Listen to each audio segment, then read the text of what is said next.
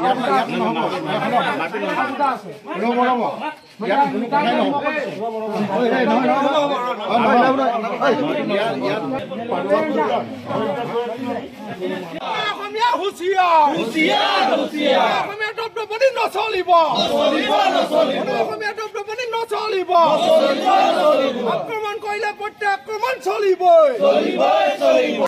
আগফালে ৰখি আছিলোঁ বাসন্তী পূজা ভাচানৰ কাৰণে। ৰখি থাকোঁতে প্ৰায় আদিদেৱ নামৰ ল'ৰা এটাই 20-25জন মানুহ লৈ আহি মোক এনেকৈ ঢকিয়াঢকি কৰে। তাৰপিছত ঢকিয়াঢকি কৰাৰ পিছত মোক এডোখৰলৈকে টানি লৈ যায়, ডিঙিত ধৰিছে, বুকুৱে চুকুৱে গোটেই মাৰিছে, টানি ধৰি কিনে মানে হত্যাৰ চেষ্টা কৰিছিলে মোক।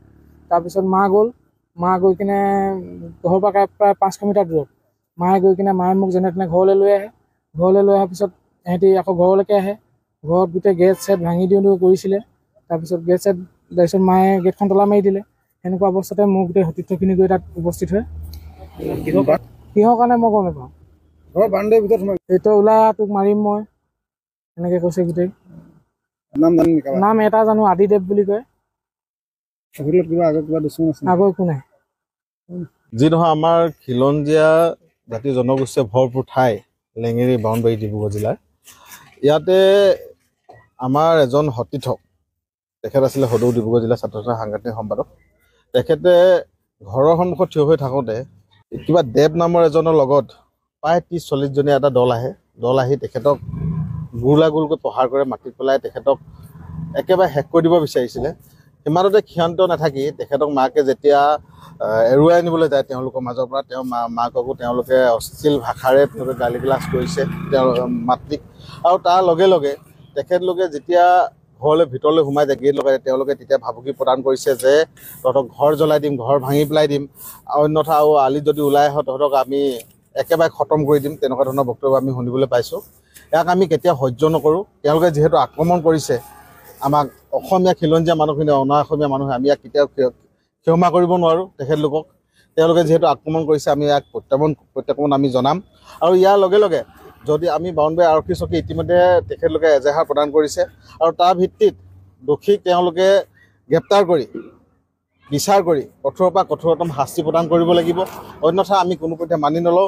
আৰু আমি আজিয়ে এটা ঘোষণা কৰি দিব বিচাৰিছোঁ, যেতিয়ালৈকে দোষীক গ্ৰেপ্তাৰ কৰি জেল হাজতলৈ প্ৰেৰণ নকৰে তেতিয়ালৈকে আমি কেতিয়াও শান্ত নাথাকোঁ আৰু জেল হাজতলৈকে প্ৰেৰণ কৰিব লাগিব, অন্যথা আমি বামুণবাৰী বন্ধ কৰি দিবৰ কাৰণে বাধ্য হ'ম। ইয়াত আমি প্ৰত্যেকটো দল সংগঠনে আজি থিয় হৈছোঁহি।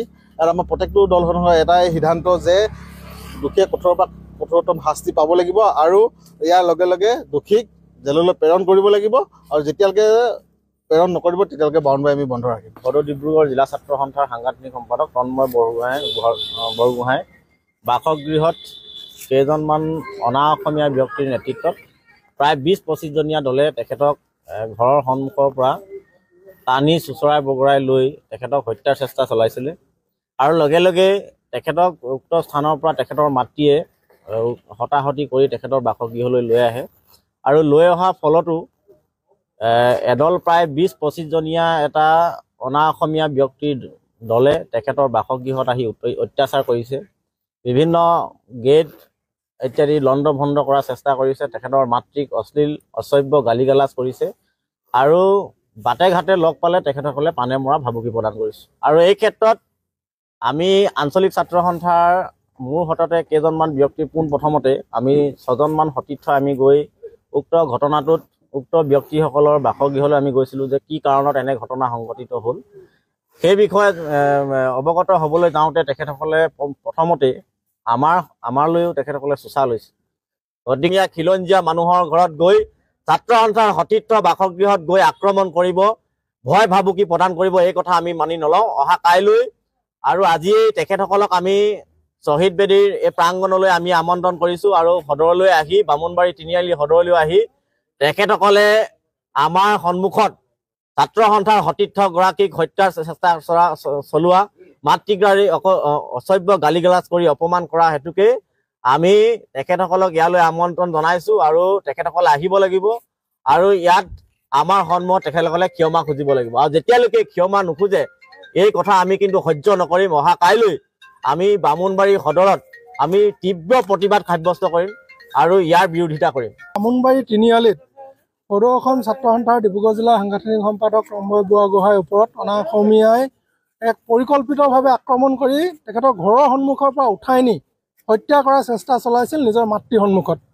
মাতৃয়ে যেতিয়া তেখেতৰ পুত্ৰক উঠাই নিয়া দেখিছিল তেতিয়া মাতৃয়ে গৈ তেখেতক বচাবলৈ চেষ্টা কৰিছিল। তেতিয়া তন্ময় বুঢ়াগোহাঁই মাতৃক বিভিন্ন ধৰণে গালি গালাজ অশালীন গালি গালাজ কৰাৰ লগতে মাতৃক হতাহত কৰি গতিয়াই তেখেতলোকে পঠিয়াব বিচাৰিছিল। যদিও মাতৃয়ে কোনোমতে তেখেতৰ পুত্ৰক লৈ আনি ঘৰত প্ৰৱেশ কৰেহি দুয়ো।